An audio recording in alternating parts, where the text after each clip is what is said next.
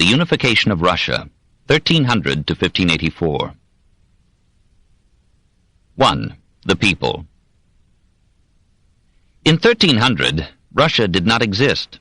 The north belonged for the most part to three self-governed city-states: Novgorod, Vyatka, Pskov. The western and southern provinces were dependencies of Lithuania. In the east, the principalities of Moscow, Ryazan, Suzdal, Nizhny Novgorod, and Tver all claimed individual sovereignty and were united only in common subjection to the Golden Horde. The Horde took its noun from Turkish ordu, or camp, and its adjective from the domed tent covered with cloth of gold that had served as headquarters for Batu the Splendid, grandson of Genghis Khan. Having conquered southern Russia and western Asia, these marauding Asiatics built their capital at Sarai on a branch of the lower Volga, and there received annual tribute from the Russian princes. The horde was partly agricultural, partly nomad pastoral. The ruling families were Mongol, the rest were mostly Turks. The name Tatar came to the horde from the Tata tribes of the Gobi, who in the 9th century had started the Mongol avalanche toward the west. The chief results from the long subjection of Russia to the horde were social: the autocracy of the Moscow dukes, the servile loyalty of the people to their princes, the low status of woman, the military, financial, and judicial organization of the Muscovite government on Tatar lines. The Tatar domination deferred for 2 centuries the attempt of Russia to become a European Occidental state. The Russian people faced the most arduous conditions with silent stoicism, except that amid their tribulations they found the courage to sing. Their enemies called them coarse, cruel, dishonest, cunning, and violent. Doubtless toil and trouble, and a trying climate toughened them, but their patience, good humor, friendliness, and hospitality redeemed them, so much so that they were inclined to believe themselves more humano, the salt of the earth. They were beaten into civilization by barbarous laws and frightful penalties. So, we are told, a wife who murdered her husband was buried alive up to the neck, sorcerers were burned alive in an iron cage, and counterfeiters had liquid metal poured down their throats. Like any people fighting cold, the Russians drank alcohol abundantly, sometimes to drunken stupor. Even their food was seasoned to warm them. They enjoyed hot baths, and bathed more frequently than most Europeans. Religion bade women hide their tempting forms and hair, and branded them as Satan's chosen instrument. Yet they were equal with men before the law, and often joined in public pastimes or the dance, which was forbidden as a sin. The Russian Church preached a strict morality and prohibited conjugal relations during Lent. Presumably, the severity of the code was a counterpoise to the tendency of the people to indulge excessively in almost the only pleasure left to them. Marriages were arranged by the parents and came early. Girls of 12, boys of 14 were considered nubile. Wedding ceremonies were complex, with ancient symbolism and festivities. Through all these, the bride was required to keep a modest silence. Her revenge was deferred. On the morrow, she was expected to show to her husband's mother the evidence that he had married a virgin. Usually, the women of the household remained in an upper apartment, or terem, away from the men. And the authority of the father was as absolute in the family as that of the Tsar in the state. Piety subliminated poverty into a preparation for paradise. Every house of any size had a room decorated with icons as a place of frequent prayer. A proper visitor, before saluting his hosts, saluted the icons first. Good women carried rosaries wherever they went. Prayers were decided as magic incantations. So, said the Domostroi, a famous manual of the 16th century, a certain prayer repeated 600 times a day for 3 years would cause the incarnation, in the repetitioner, of the Father, the Son, and the Holy Ghost. But there were many beautiful features in this superstitious religion. On Easter morning, people greeted one another with the joyful words, "Christ is risen." In this hope, death was in some measure eased.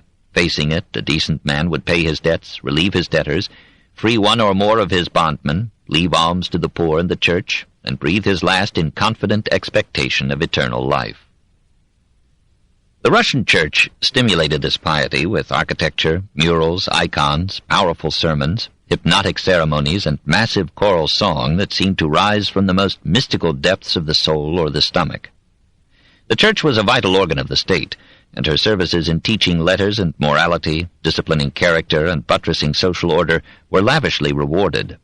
Monasteries were numerous and immense. The Troitsa Sergeyevskaya Lavra, the monastery of the Trinity founded by St. Sergius in 1335, had amassed by 1600 such extensive lands that over 100,000 peasants were needed for their cultivation. In return, the monasteries distributed charity on a Russian scale. Some fed 400 people daily. In a famine year, the monastery at Volokolamsk fed 7,000 in one day. Monks took a vow of chastity, but priests were obliged to marry. These papas were mostly illiterate, but that was not held against them by the people. The metropolitans of Moscow were in many cases the ablest as well as the most learned men of their generation, risking their silver to preserve the state and guiding the princes toward national unity. St. Alexis was the virtual ruler of Russia during his tenure of the Muscovite See from 1354 to 1370. With all her faults, which may have been dictated by her tasks, the Russian Church in this formative age served as the supreme civilizing agent among a people brutalized by the hardships of life and the predatory nature of man. In 1448, the Russian Church, repudiating the merger of Greek with Roman Christianity at the Council of Florence, declared her independence of the Byzantine Patriarch. And when, 5 years later, Constantinople fell to the Turks, Moscow became the metropolis of the Orthodox faith. "Know now," wrote a fervent monk to a Grand Prince of Moscow about 1505, "that the sovereignty of all Christendom has been united in thine own. For the 2 Romes have fallen, but the 3rd doth endure. A 4th there shall never be, for thy Christian empire shall last forever." The Church was almost the sole patron of letters and the arts, and therefore their dictator. The best literature was unwritten. The songs of the people, passing from mouth to mouth, from generation to generation, celebrated their loves, weddings, sorrows, seasons, holy days, or deaths.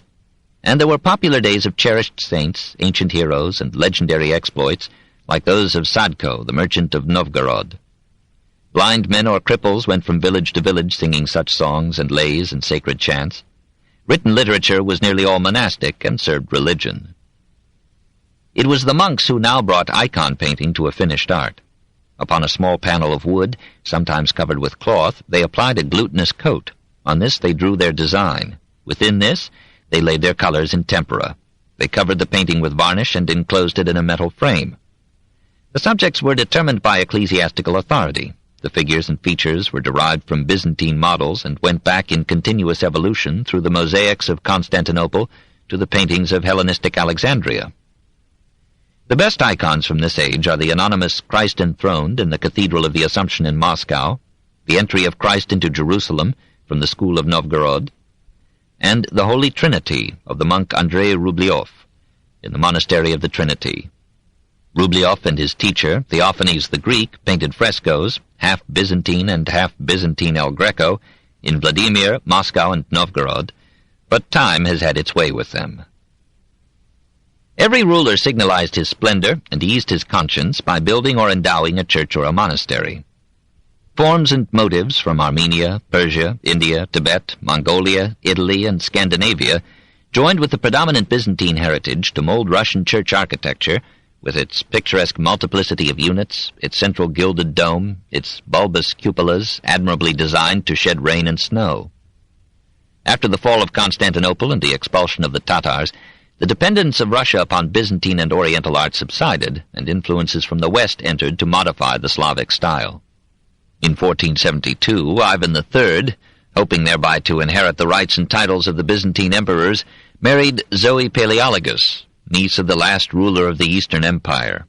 She had been brought up in Rome and had imbibed something of the early Renaissance.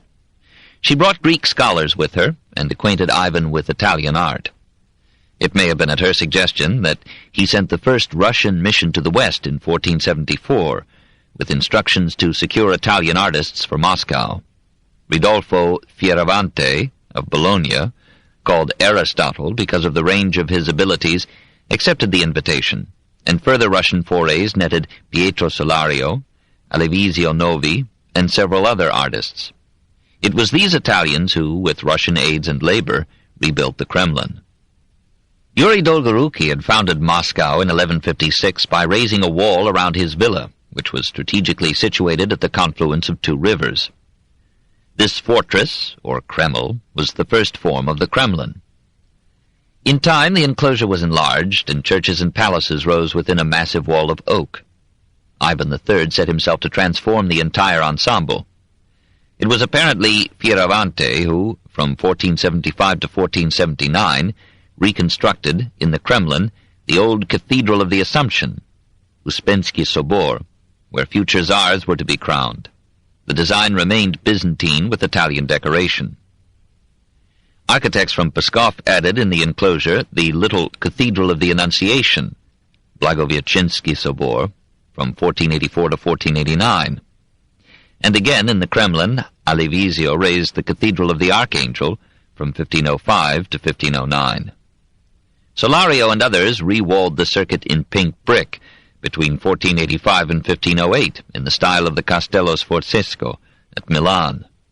It was from this many-templed center of Russia, this overpowering union and concentration of secular and ecclesiastical authority, that the grand princes and the metropolitans of Moscow spread their rule over nobles, merchants, and peasants, and laid in blood and bones and piety the foundations of one of the mightiest empires in history.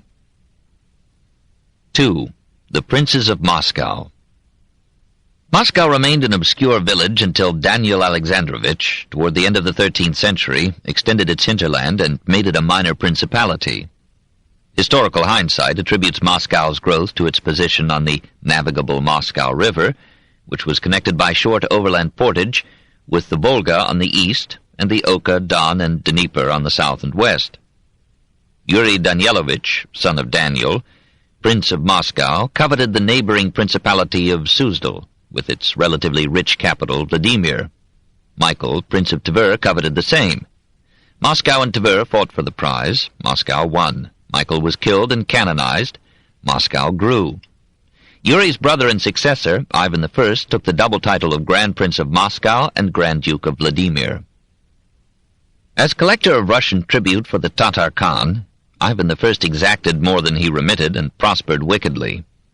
His rapacity won him the nickname Kalita, Moneybag, but he gave the principalities 13 years' respite from Tatar raids. He died as a tonsured monk, censored with the odor of sanctity in 1341. His son, Simeon the Proud, inherited his flair for tax-gathering. Claiming authority over every province, he called himself Grand Prince of all the Russias, which did not prevent his dying of the plague in 1353. Ivan II was a gentle, peaceable ruler, under whom Russia fell into fratricidal war. His son Dmitri had all requisite martial qualities. He defeated every rival and defied the Khan. In 1380, Khan Mamai assembled a horde of Tatars, Genoese mercenaries and other flotsam, and advanced toward Moscow. Dmitri and his Russian allies met the horde at Kulikovo, near the Don, defeated it in 1380, and won the cognomen Donskoy. 2 years later, the Tatars attacked again with 100,000 men. The Russians, deceived and exhausted by victory, failed to raise a comparable force. The Tatars captured Moscow, massacred 24,000 of the population, and burned the city to the ground. Dmitri's son, Vasily I, made peace with the Tatars, annexed Nizhny Novgorod, and compelled Novgorod and Vyatka to accept him as their overlord. The Grand Princes of Moscow adopted the Tatar technique of despotism, perhaps as the alternative to an illiterate chaos. Under an autocracy of violence and craft, a bureaucracy on Byzantine lines administered the government, subject to a council of boyars advising and serving the prince. The boyars were at once the leaders of the army, the governing lords of their localities, the organizers, protectors, and exploiters of the semi-free peasants who tilled the land. Adventurous colonists migrated to unsettled regions, drained the swamps, fertilized the soil by burning the woods and brush, exhausted it with improvident tillage, and moved on again until they reached the White Sea and the Urals and seeped into Siberia. In the endless plains, towns were many but small. Houses were of wood and mud, calculated to burn down within 20 years at most. Roads were unpaved and were least agonizing in winter when they were covered with snow packed by sleds and patient boots. Merchants preferred rivers to roads, and by the water or ice carried on a plodding trade between north and south, with Byzantium, Islam, and the Hansa. Probably it was this spreading commerce that overcame the individualism of the princes and compelled the unification of Russia.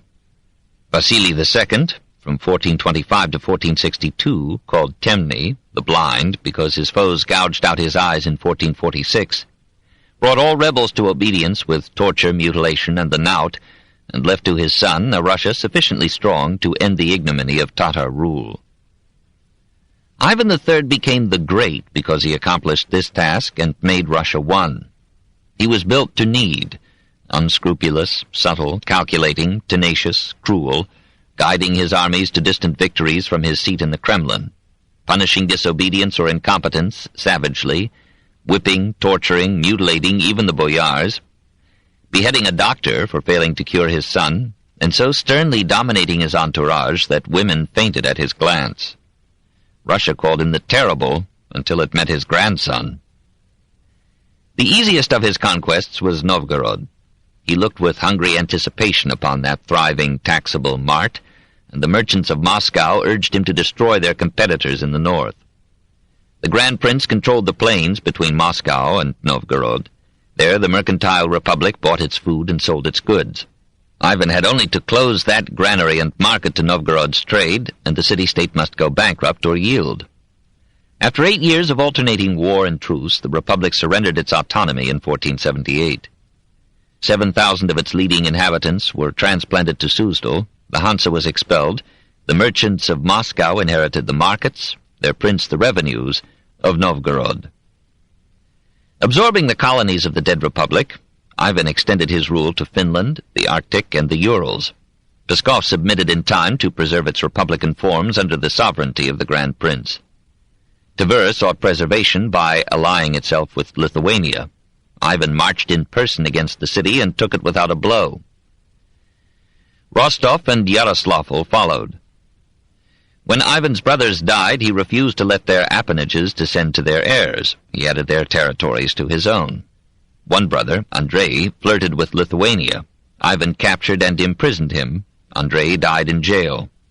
Ivan wept, but confiscated Andrei's lands. La politique n'est pas d'entrailles. Liberation from the Tatars seemed impossible and proved easy. The remnants of the Mongol Turkish invaders had settled down in 3 rival groups centering at Sarai, Kazan, and in the Crimea. Ivan played one against another until he was assured that they would not unite against him. In 1480 he refused tribute. Khan Ahmet led a great army up the Volga to the banks of the Oka and Ugra south of Moscow. Ivan led 150,000 men to the opposite banks. For months the hostile hosts faced each other without giving battle. Ivan hesitated to risk his throne and life on one throw. The Tatars feared his improved artillery. When the rivers froze and no longer protected the armies from each other, Ivan ordered a retreat. Instead of pursuing, the Tatars too retreated, all the way to Sarai in 1480. It was an immense and ridiculous victory. From that time no tribute was paid by Moscow to the horde. The Grand Prince called himself autocrat, or Smudrzec, meaning that he paid tribute to none. The rival Khans were maneuvered into mutual war. Ahmet was defeated and slain. The golden horde of Sarai melted away. Lithuania remained. Neither the Grand Prince nor the Metropolitan of Moscow could suffer peace so long as the Ukraine and Kiev and western Russia were under a power perpetually threatening Moscow and inviting Orthodox Christians into Latin Christianity. An alleged Polish plot to assassinate Ivan gave him a casus belli and let loose a holy war for the redemption of the seduced provinces in 1492. Many Lithuanian princes, uneasy under the Polish Roman Catholic Union, opened their gates to Ivan's troops. Alexander, great prince of Lithuania, made a stand at Vedrosha and lost in 1500. Pope Alexander VI arranged a 6-year truce. Meanwhile, Moscow kept the region it had won, west of the river Soj, including Chernigov and reaching almost to Smolensk. Ivan III, now 63, left the redemption of the remainder to his heirs. His reign of 43 years was as important as any in the history of Russia before the 20th century.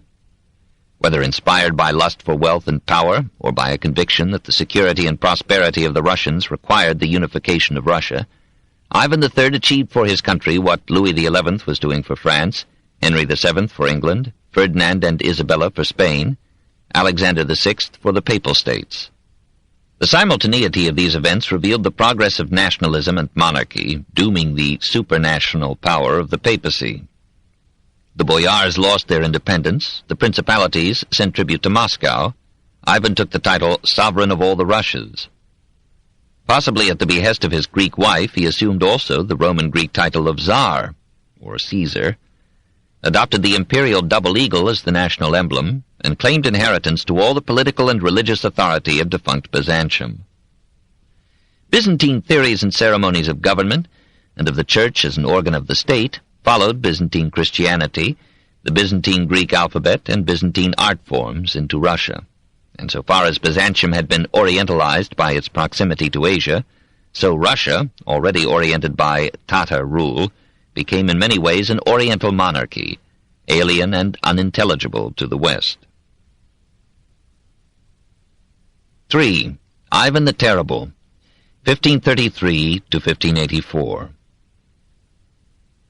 Vasily III Ivanovich, from 1505 to 1533, continued the integration of Russia. He brought Smolensk within his realm and compelled the principalities of Ryazan and Novgorod-Seversky to acknowledge his sovereignty. Only the infants at the breast, said a Russian annalist, could refrain from tears when the once proud Republic of Pskov submitted to Vasily's rule in 1510. Russia was now a major European power. Vasily corresponded on equal terms with Maximilian I, Charles V, Suleiman the Magnificent, and Leo X. When some boyars tried to limit his autocracy, he checked them with the contemptuous word, peasants, and had one noble head cut off. Getting no children from his wife, he divorced her and married the accomplished and masterful Helena Glinsky. After his death, she took the regency for her 3-year-old son, Ivan IV Vasilievich. The boyars resumed their turbulence when she died. Their rival factions controlled the government in turn.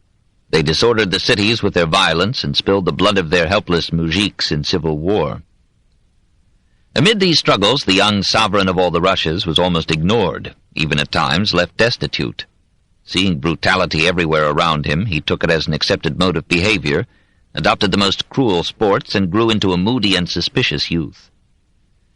Suddenly, while still a boy of 13 in 1544, he threw to his dogs Andrei Shuisky, leader of a boyar faction, and seized command of the state. 3 years later he had himself crowned Tsar by the Metropolitan of Moscow. Then he ordered a selection of noble virgins to be sent to him from divers parts of his realm. From them he chose and married Anastasia Romanovna, whose family name would soon designate a dynasty. In 1550 he summoned the first National Assembly, or Zemsky Sobor, of all Russia. He confessed to it the errors of his youth and promised a just and merciful government. Perhaps influenced by the Reformation in Germany and Scandinavia, the Assembly considered a motion to confiscate ecclesiastical wealth for the support of the state. The proposal was rejected, but a related motion was passed by which all allodial lands, those free from liens, deeded to the Church, were to be restored.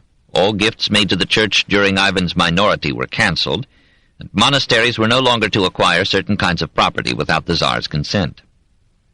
The clergy were partly appeased when Ivan took the priest Sylvester as his spiritual director and made him and Alexis Adashev his chief ministers. Supported by these able aides, Ivan at 21 was master of a realm reaching from Smolensk to the Urals, and from the Arctic Ocean almost to the Caspian Sea.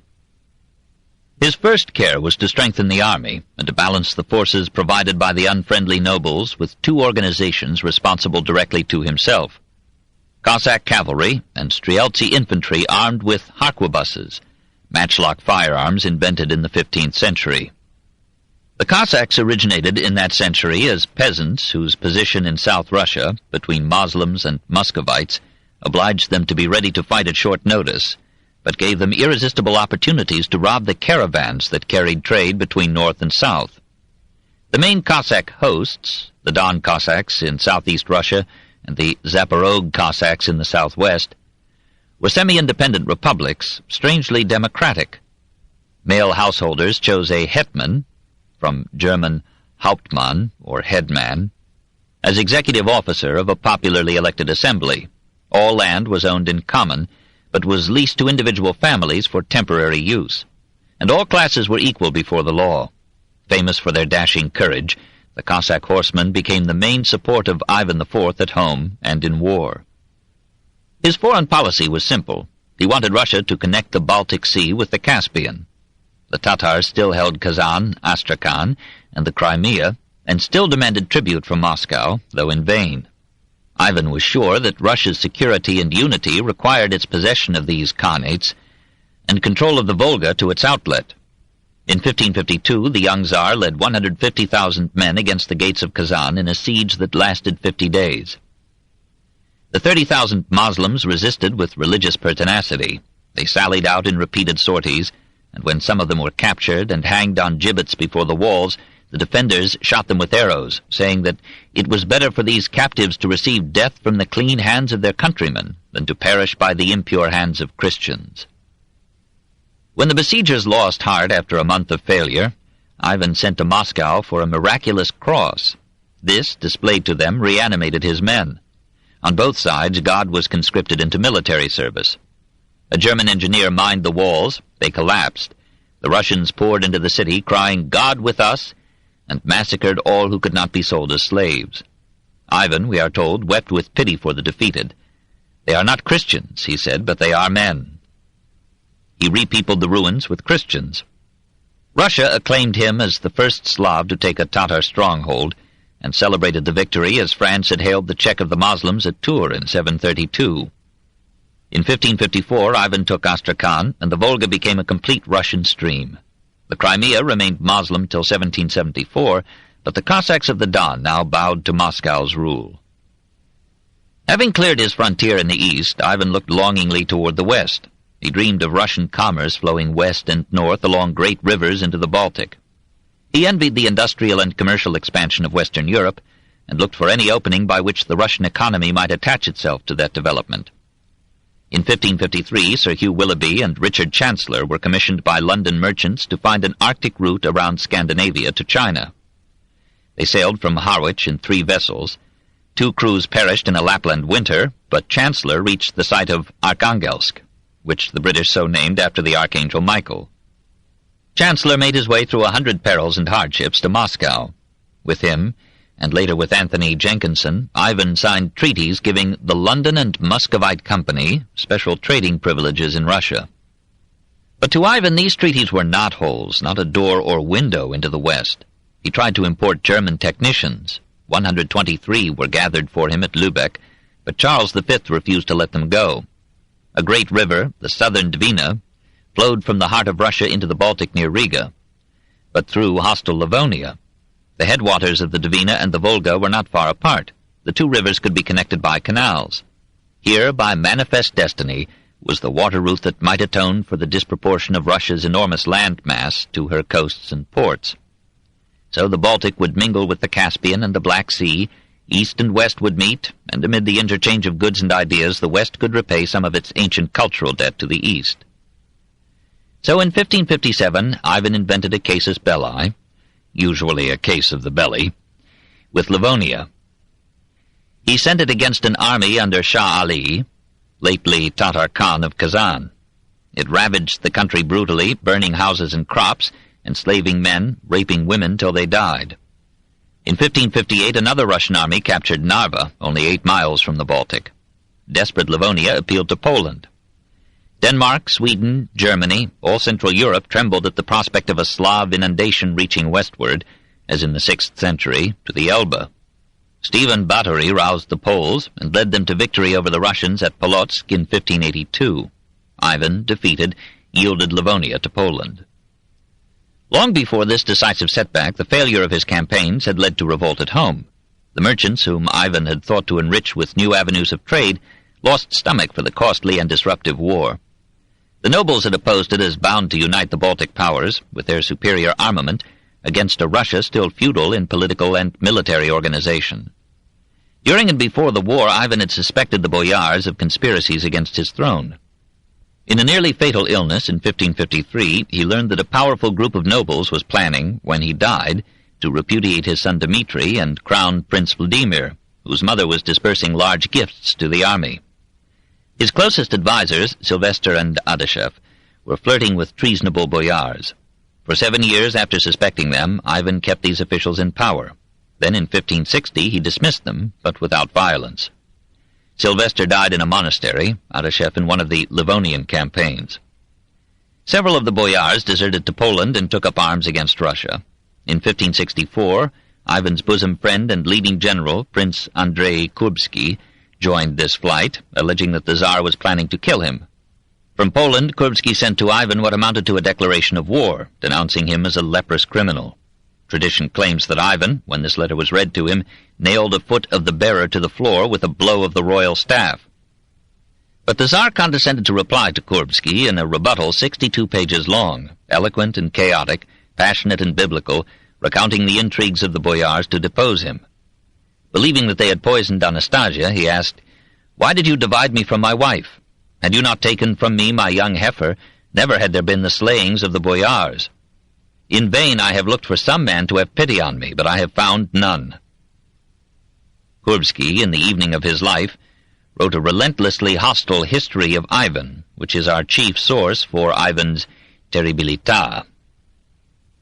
These plots and desertions illuminate the most famous and peculiar event of the reign. On December 13, 1564, Ivan left Moscow with his family, his icons, his treasury, and a small force of soldiery, withdrew to his summer home at Alexandrovsk, and sent to Moscow 2 proclamations. One alleged that the boyars, the bureaucracy, and the church had conspired against him and the state. Therefore, with great sorrow, he now resigned his throne, and would henceforth live in retirement. The other assured the people of Moscow that he loved them, and that they might rest assured of his lasting goodwill.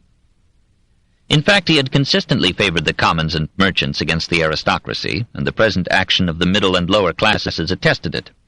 They broke out in threatening cries against the nobility and the clergy, and demanded that a deputation of bishops and boyars should go to the Tsar and beg him to resume his throne. It was done, and Ivan agreed to take unto him his state anew, on conditions that he would later specify.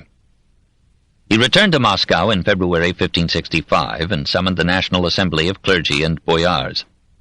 He announced that he would execute the leaders of the opposition and confiscate their property. He would henceforth assume full power without consulting the nobles or assembly, and he would banish all who should disobey his edicts.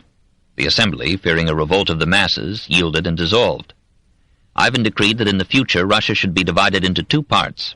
One, the Zemshchina, or assemblage of provinces, was to remain under the government of the boyars and their Duma. It was to be taxable in gross by the Tsar, and be subject to him in military and foreign affairs, but would otherwise be self-governed and free. The other part, the Oprichnina, or separate estate, was to be ruled by him, and was to be composed of lands assigned to him by the Oprichniki, or separate class, chosen by the Tsar to police and administer this half-realm, to guard it from sedition, and to give him personal protection and special military service.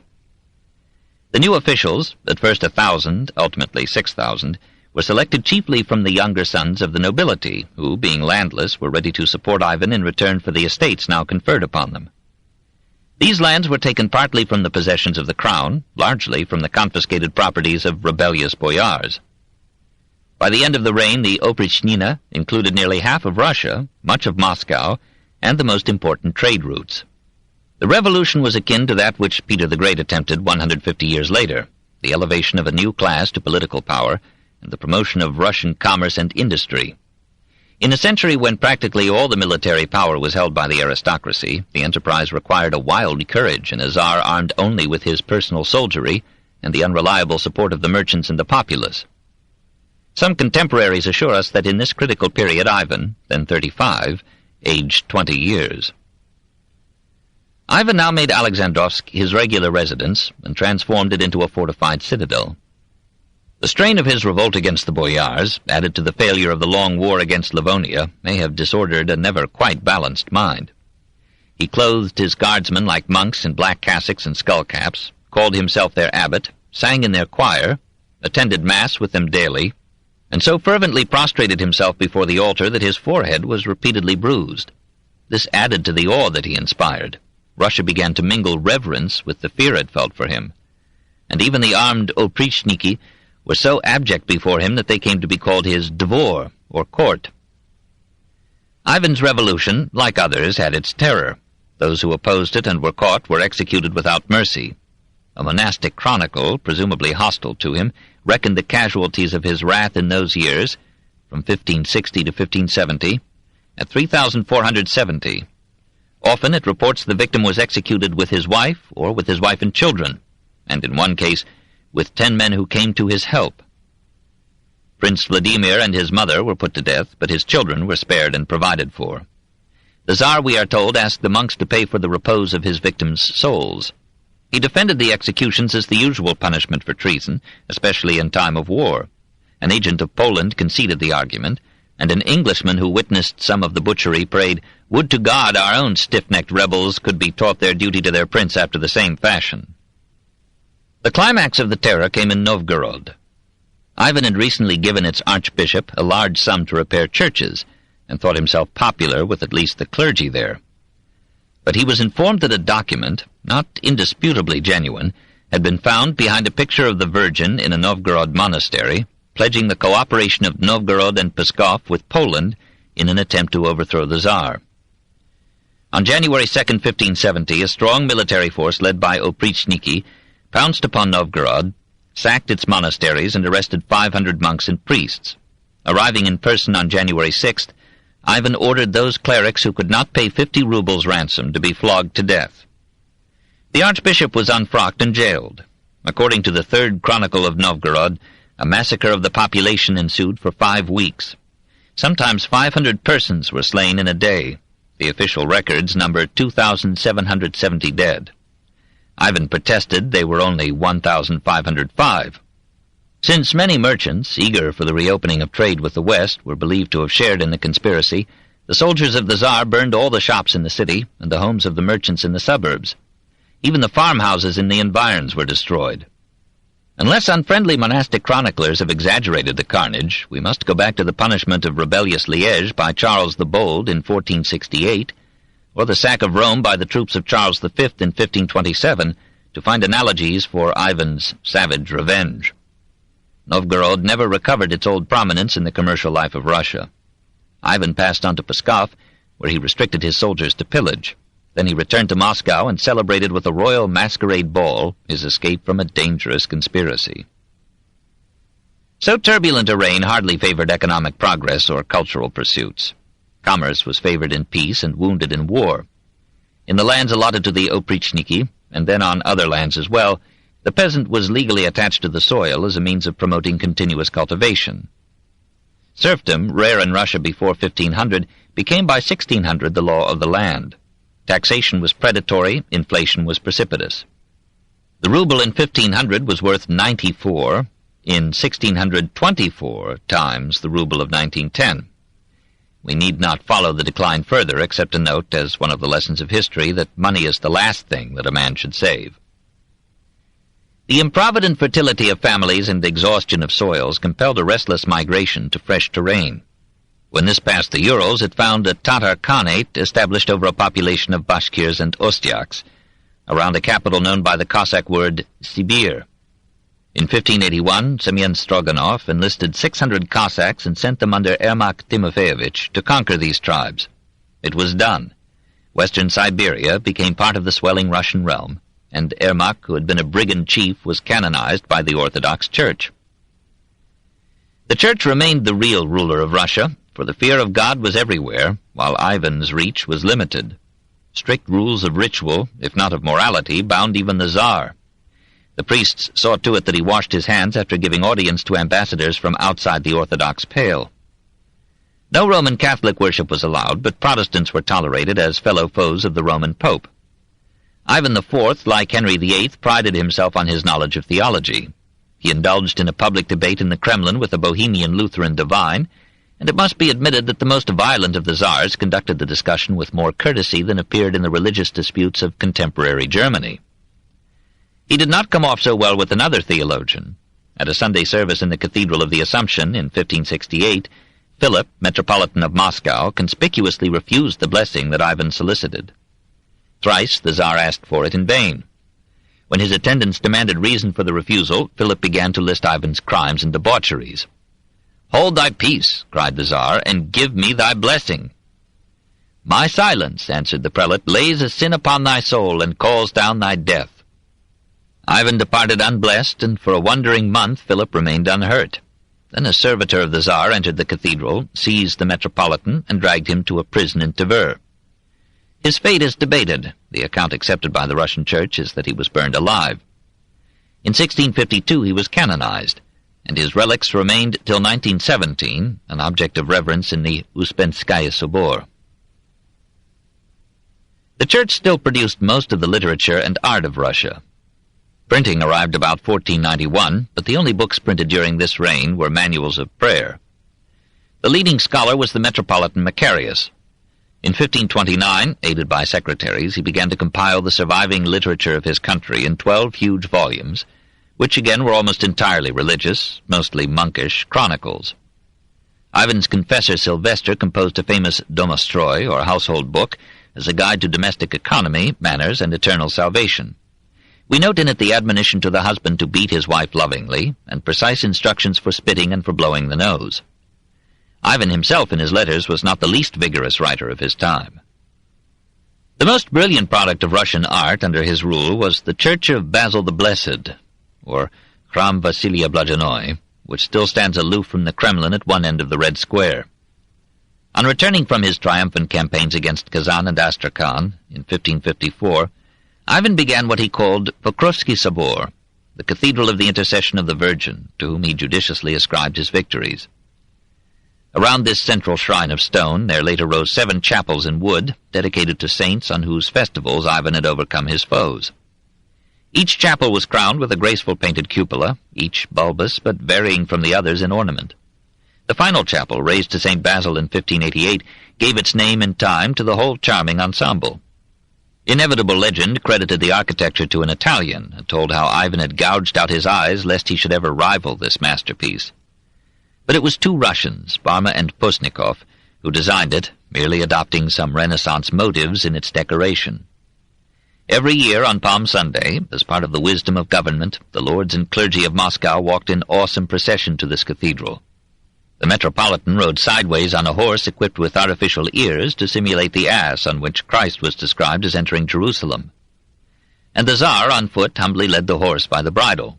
Banners, crosses, icons, and censers flourished, and children raised hosannas of praise and gratitude to inclement skies for the blessings of Russian life. By 1580, Ivan seemed to have triumphed over all his enemies.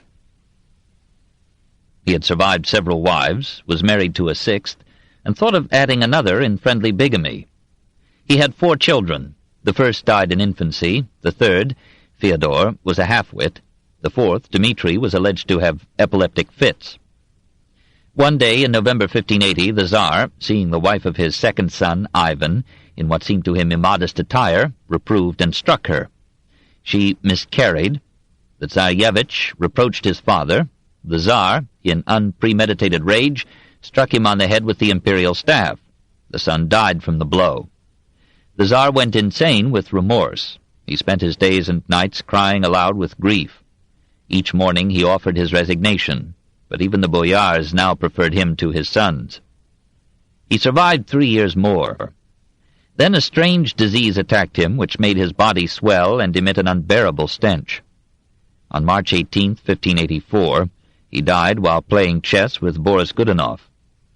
Gossip accused Boris of poisoning him, and the stage was set for grand opera in the history of the Tsars. We must not think of Ivan IV as merely an ogre of brutality. Tall and strong, he would have been handsome but for a broad, flat nose that overlay a spreading mustache and a heavy auburn beard. The appellation Grozny is mistranslated terrible. It meant, rather, awesome, like the Augustus that was applied to the Caesars. Ivan III had also received the name. To our minds, and even to his cruel contemporaries, he was repulsively cruel and vengeful, and he was a merciless judge. He lived in the age of the Spanish Inquisition, the burning of Servetus, the decapitating habits of Henry VIII, the Marian persecution, the massacre of St. Bartholomew. When he heard of this Holocaust, which a pope welcomed with praise, he denounced the barbarism of the West. He had some provocations which set on fire a readily combustible temper made violent by hereditary or environment. Sometimes, says a witness, a small annoyance made him foam at the mouth like a horse. He confessed and at times exaggerated his sins and crimes, so that his enemies could only plagiarize him in their accusations.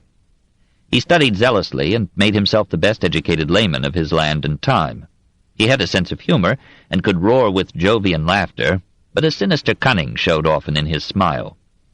He paved his hell with wonderful intentions. He would protect the poor and the weak against the rich and the strong. He would favor commerce and the middle classes as checks on the feudal and quarrelsome aristocracy. He would open a door of trade in goods and ideas to the West. He would give Russia a new administrative class not bound, like the boyars, to ancient and stagnant ways. He would free Russia from the Tatars and raise her out of chaos into unity. He was a barbarian, barbarously struggling to be civilized. He failed because he never matured to self-mastery. The reforms that he had planned were half forgotten in the excitement of revolution. He left the peasants more bitterly subject to the landlords than before. He clogged the avenues of trade with war. He drove able men into the arms of the enemy. He divided Russia into hostile halves and guided her into anarchy. He gave his people a demoralizing example of pious cruelty and uncontrolled passion. He killed his ablest son and bequeathed his throne to a weakling whose incapacity invited civil war. He was one of the many men of his time of whom it might be said that it would have been better for their country and humanity if they had never been born.